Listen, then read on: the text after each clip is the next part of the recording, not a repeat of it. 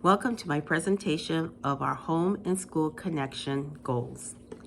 We need to recognize that cultural and linguistic differences are assets and not deficits.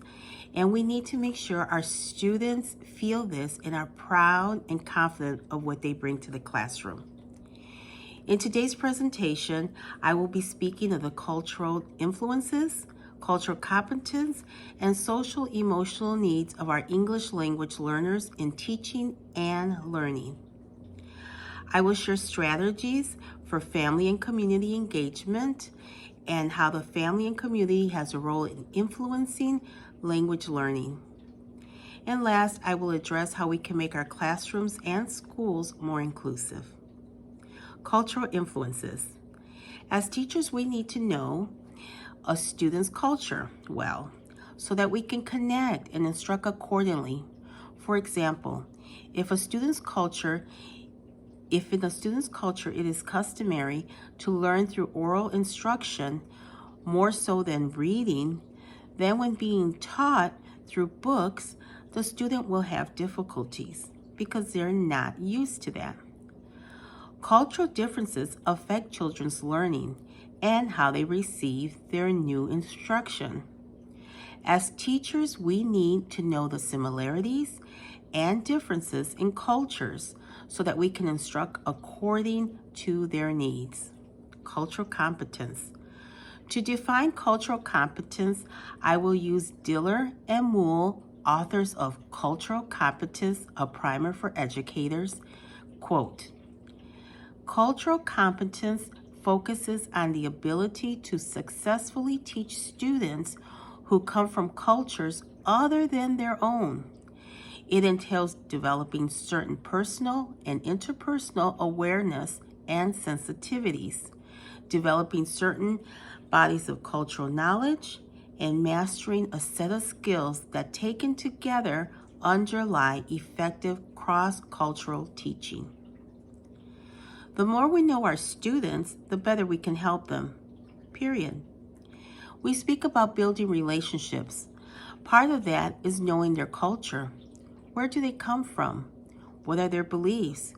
What are their customs, their traditions? And what type of education culture do they come from?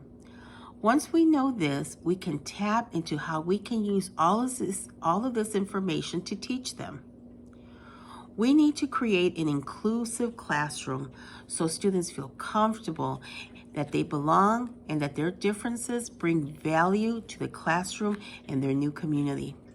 We need to celebrate our students not only on a given week or month, but throughout the year.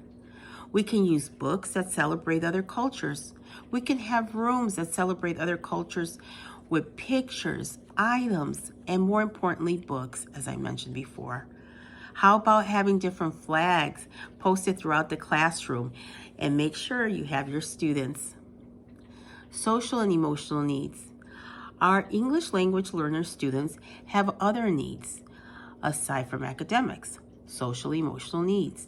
To begin with, they have traveled to a whole different country with a brand new language and a whole different culture with new customs, with new beliefs, with new ways of connecting, socializing, playing games, learning, everything. We as teachers need to be sensitive to this, to their feelings and their behaviors in response to these changes.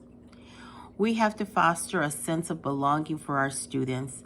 As mentioned before, we need to get to know them.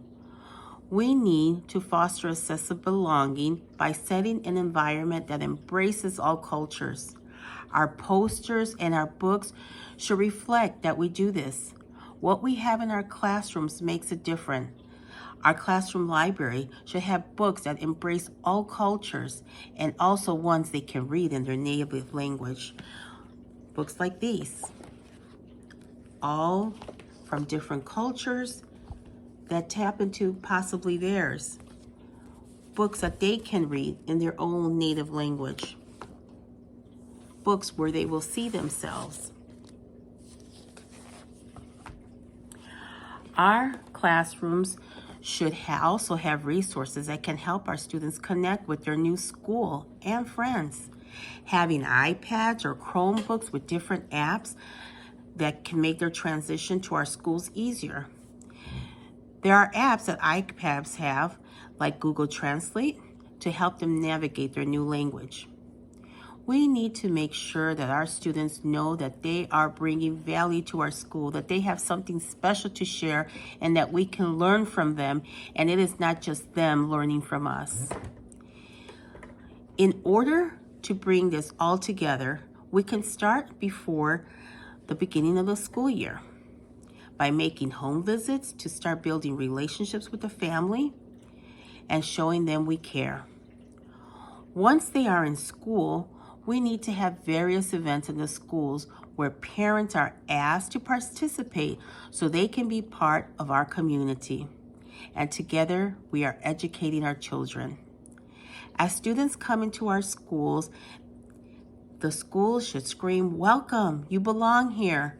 Colorful displays of different cultures will make our students and their parents feel at home.